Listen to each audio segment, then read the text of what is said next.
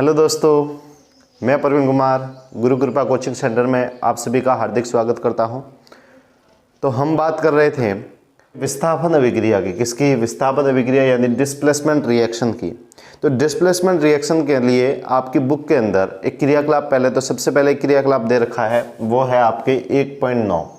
इस क्रियाकलाप में ये कहा गया है कि 3 लोहे की कील लीजिए। क्या करना है? 3 लोहे की कील लेनी है और उसको रैगमाल के कपड़े से साफ करना है अच्छे से, यानी उस पर अगर जंग वगैरह है तो उसको अच्छे से साफ करना है, ठीक है ना। ऑक्साइड की परत को ऊपर से हटाना है। फिर क्या करना है? 2 परख नली लेनी है। 2 क्या लेनी है? परख नली, ए और बी। 2 परख नली लेनी है, ए और बी। और 3 लेनी है कील। क्या लेनी है? कील। 3 लोहे की कील। कौन सी कील? लोहे की 3 कील लेनी है। अब क्या करना है कि इन 2 परख नली के अंदर कॉपर सल्फेट डालना है। क्या डालना है? कॉपर सल्फेट का विलयन। कॉपर सल्फेट का विलयन डालना है इन दोनों परख नलियों के अंदर, ठीक है ना। और कॉपर सल्फेट का जो विलयन होता है उसका रंग होता है नीला। क्या होता है? नीला रंग। कैसा रंग होता है? नीला रंग। तो कॉपर सल्फेट का जो नीला रंग है, वो विलयन, जो नीले रंग का विलयन है, वो इन दोनों परख नली के अंदर डालना है। और 3 लोहे की कील है, उसमें से एक कील को तो साइड में रखना है। एक कील को साइड में रखना है, ये एक तरफ रखनी है। और 2 कील जो है, 2 कील, उनको क्या करना है? 2 कील, उनको क्या करना है? 2 कील जो है, उन 2 कीलों को एक धागे से बांध करके, एक धागे से बांध करके परख नली बी के अंदर रखना है। इस परख नली बी के अंदर 2 कील डालनी है, उसके अंदर डुबानी है, यानी कॉपर सल्फेट का विलयन जो भरा हुआ है उसके अंदर धागे से बांध करके 2 कीलों को डुबाना है। फिर रिएक्शन होने देनी है थोड़ी देर, और रिएक्शन होने के बाद में कुछ देर बाद उन दोनों कीलों को बाहर निकाल देनी है। और बाहर निकालने पर ये जो 2 कील है उनको पहले वाली कील के साथ में तुलना करनी है। क्या करनी है? तुलना, यानी जो पहले की जो कील थी उसके साथ में तुलना करनी है। तो यहाँ पर आप देखेंगे यानी कि जो डुबाई थी हमने, जो कील उस कॉपर सल्फेट के विलयन में डुबाई थी, उनका जो रंग है वो रंग ये तो एकदम साफ होगी। और ये जो है 2 कील, इसका रंग कैसा हो जाएगा? भूरा रंग। कैसा हो जाएगा? भूरा रंग हो जाएगा। भूरे रंग में ये परिवर्तित हो जाएगी। जो बी परख नली के अंदर जो विलयन था, इस विलयन का रंग भी चेंज हो जाएगा। और इस विलयन का रंग कैसा बनेगा? तो इस विलयन का रंग हो जाएगा आपके नीला रंग, मलिन हो जाएगा। नीला रंग कैसा पड़ जाएगा? मलिन पड़ जाएगा। कैसा पड़ जाएगा? मलिन, यानी मैला हो जाएगा।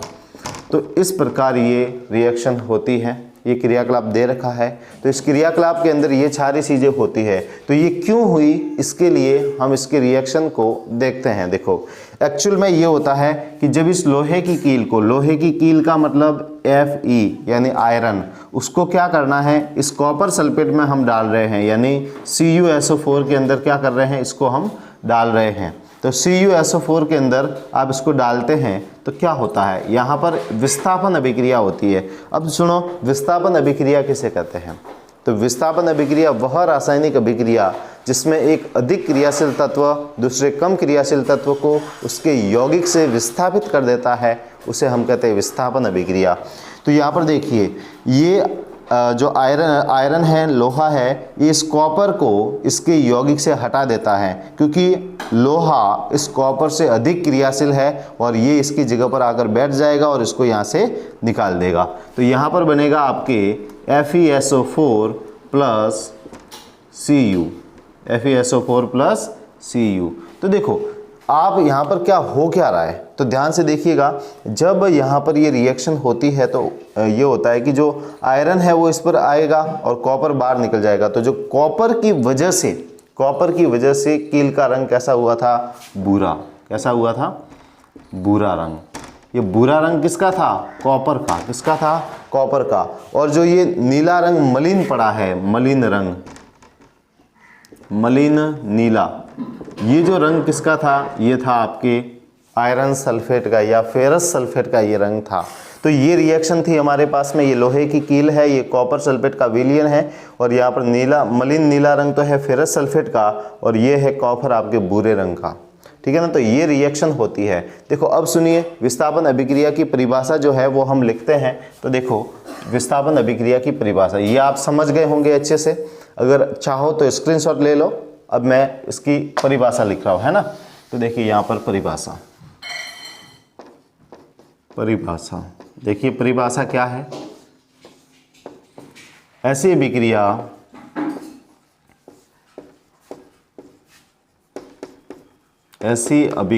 जिसमें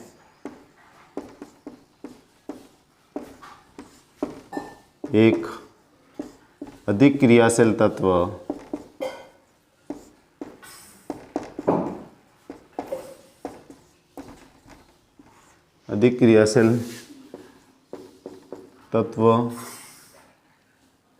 दूसरे कम क्रियाशील तत्व को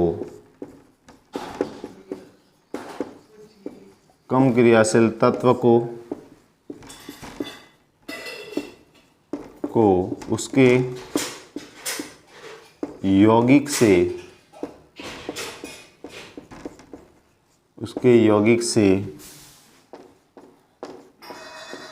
विस्थापित कर देता है,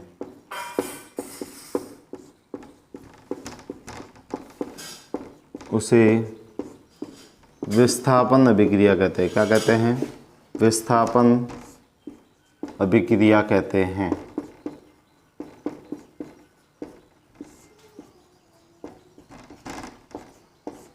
विस्थापन अभिक्रिया कहते हैं।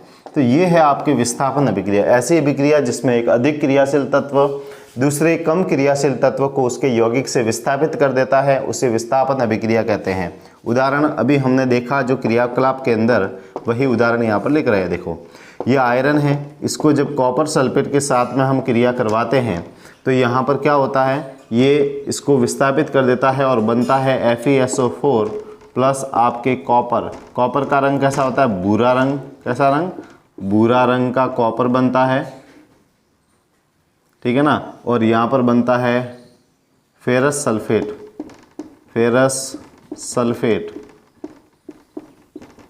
रंग कैसा है? नीला मलिन, ठीक है ना।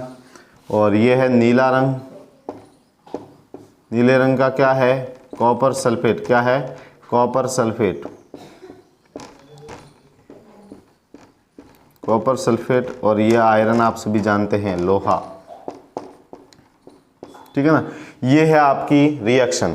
अब सुनो, ये है आपके कौन सी रिएक्शन? तो ये है आपकी विस्थापन यानी डिस्प्लेसमेंट रिएक्शन है आपके। अब देखो यहाँ पर आपको ये भी पता होना चाहिए कि कौन सा तत्व किस दूसरे तत्व को उसके यौगिक से हटा सकता है। ये कैपेसिटी भी आपको पता होनी चाहिए, यानी कौन सा तत्व अधिक क्रियाशील है। तो देखिए सबसे ज़्यादा क्रियाशील तत्व होता है पोटेशियम, उसके बाद में क्रियाशील तत्व होता है सोडियम। कौन सा होता है? सोडियम। उसके बाद में कैल्शियम, उसके बाद में मैग्नीशियम, उसके बाद में आता है एल्यूमिनियम के बाद में आता है आयरन, फिर आता है आपके जिंक, फिर आता है आपके लेड, फिर आता है आपके हाइड्रोजन के बाद में आता है कॉपर के बाद में आता है आपके मरकरी के बाद में आता है सिल्वर के बाद में आता है ऑरम Au। तो ये क्रियाशीलता का क्रम है। तो ये आप देख लेना कि अधिक क्रियाशील तत्व जैसे पोटेशियम है, तो पोटेशियम सोडियम को यौगिक से सोडियम को हटाने की प्रवृत्ति रखता है, ताकत रखता है, ठीक है ना। ये अगर चीज़ें आपको पता है तो आप कर सकते हैं। देखो दो और उदाहरण देखते हैं, इसी टाइप के उदाहरण हैं। जैसे अगर मैं जिंक के साथ में कॉपर सल्फेट की रिएक्शन करवाता हूँ, किसके साथ में? जिंक के साथ में। तो देखो जिंक अधिक क्रियाशील तत्व है, देख लीजिए आप, ये जिंक है, ये जिंक कॉपर से अधिक क्रियाशील है, यानी इसकी ताकत ज़्यादा है, तो ये इसके यौगिक को इससे हटा देगा। तो यहाँ पर बनेगा आपके जिंक सल्फेट। क्या बनेगा? Zinc sulphate plus copper. क्या बनेगा? Zinc sulphate plus copper. इसी टाइप से देखिए एक और रिएक्शन है आपके, जैसे कि लेड की CuCl2 के साथ में रिएक्शन, यानी लेड की शीशे की कॉपर क्लोराइड के साथ में अभिक्रिया। तो यहाँ पर क्या होता है? ये अधिक क्रियाशील है, देख लीजिए आप, ये लेड है, ये कॉपर से अधिक क्रियाशील तत्व है, यानी ये इसको यहाँ से हटाने की क्षमता रखता है। तो यहाँ पर देखिए ये यहाँ से हट जाएगा तो क्या बनेगा, लेड क्लोराइड PbCl2 और आपके ये कॉपर बाहर निकल जाएगा। तो इस प्रकार की ये भी विस्थापन अभिक्रियाएं हैं, तो आप इनको भी अच्छे से देख लें, ये बुक के अंदर दी हुई है तो इनको भी अच्छे से आपको याद करना है, ठीक है ना। अब हम बात करते हैं, ये हो गया हमारे विस्थापन अभिक्रिया के बारे में, थोड़ा सा और एडवांस जाते हैं। देखिए अब हम देखते हैं द्विविस्थापन अभिक्रिया। द्विविस्थापन अभिक्रिया क्या होती है, तो सुनो, सबसे पहले आपको पता होना चाहिए द्विविस्थापन अभिक्रिया वह रासायनिक अभिक्रिया जिसमें दो यौगिकों के बीच आयनों का आदान प्रदान होता है, उसे हम द्विविस्थापन अभिक्रिया कहते हैं। आयनों का आदान प्रदान होगा, एक यौगिक से एक आयन दूसरे यौगिक से दूसरे आयन के साथ में जुड़ जाएगा, ऐसी अभिक्रिया को हम कहते हैं द्विविस्थापन अभिक्रिया। तो इसको समझने के लिए देखिए आपके बुक के अंदर एक क्रियाकलाप दे रखा है, उस क्रियाकलाप को देखिए। क्रियाकलाप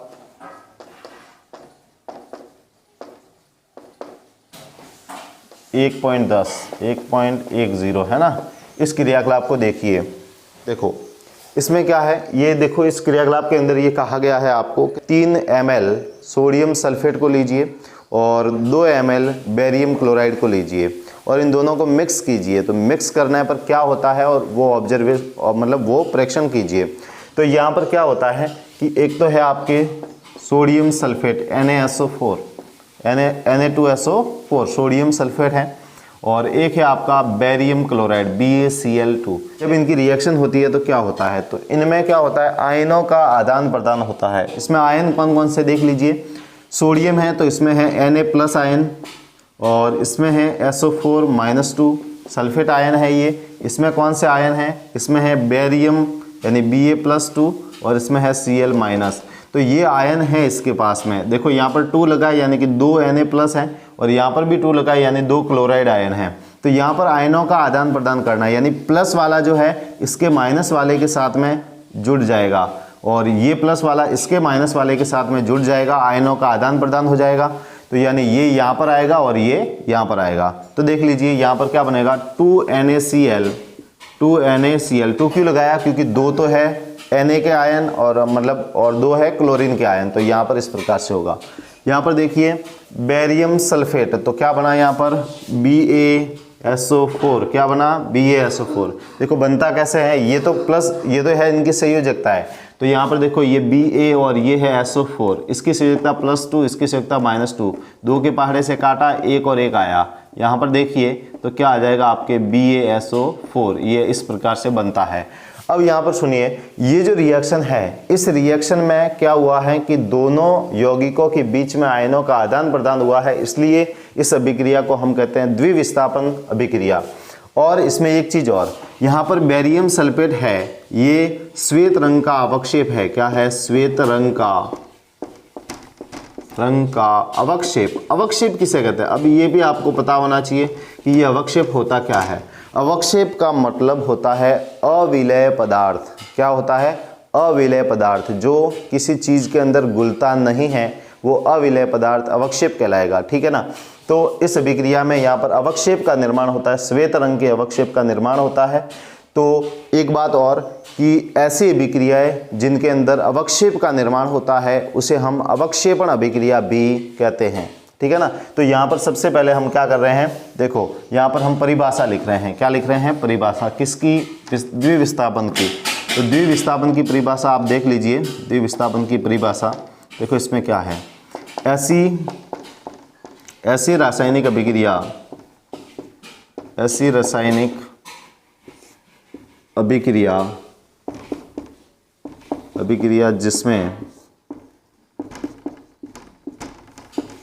जिसमें यौगिकों के बीच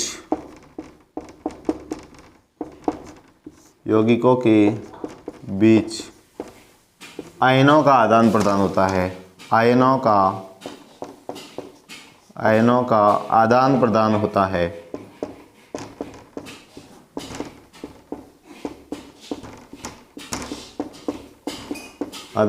होता है। उसे द्विविस्थापन अभिक्रिया कहते हैं। द्विविस्थापन अभिक्रिया कहते हैं। द्विविस्थापन अभिक्रिया कहते हैं। इसका उदाहरण जस्ट ऊपर दे रखा है, ये उदाहरण आप इसके अंदर लिखेंगे। और देखो यहाँ पर अवक्षेपण की बात कर रहे थे, तो यहाँ पर देखो नोट करके लगा रहा हूँ मैं, नोट। इसमें देखो अवक्षेप का मतलब क्या होता है, तो अवक्षेप का मतलब होता है अविलेय पदार्थ। क्या होता है? अविलेय पदार्थ, या नहीं घुलने वाला पदार्थ। अविलेय पदार्थ जो किसी के अंदर नहीं घुले वो अविलेय पदार्थ हैं और इसे अवक्षेप कहते हैं। और यहाँ पर एक और हमारी चीज़ आ रही है, वो है अवक्षेपण अभिक्रिया। क्या है? अवक्षेपण अभिक्रिया। अवक्षेपण अभिक्रिया। अवक्षेपण अभिक्रिया किसे कहते हैं? तो ऐसी अभिक्रिया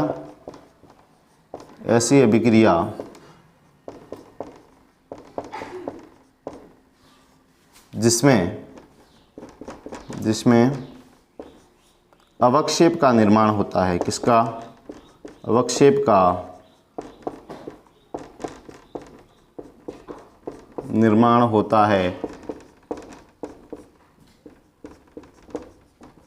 उसे अवक्षेपण अभिक्रिया कहते हैं। क्या कहते हैं? अवक्षेपण अभिक्रिया कहते हैं।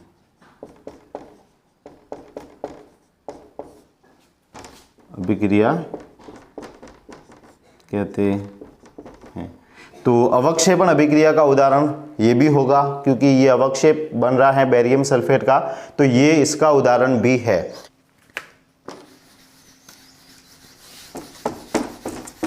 देखिए अब हम पुनः एक क्रियाकलाप पर जाते हैं। क्रियाकलाप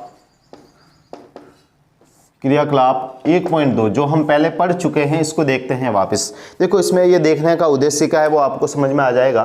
तो देखिए इसमें क्या है, इस क्रियाकलाप के अंदर ये कहा गया था कि लेड नाइट्रेट, किसकी? Lead nitrate PbNO3 whole twice, इसकी पोटेशियम आयोडाइड के साथ में रिएक्शन। किसके साथ में? पोटेशियम आयोडाइड के साथ में इसकी रिएक्शन। तो जब इसकी रिएक्शन इसके साथ में की जाती है तो क्या होता है कि इसमें एक अविलेय पदार्थ इसमें भी बनता है। तो वो कौन सा पदार्थ है वो देखिए। तो लेड आयोडाइड बनेगा। यहाँ पर क्या बनेगा? लेड आयोडाइड है। सबसे पहली चीज़ तो क्या बनेगा? लेड आयोडाइड, यानी PbI2।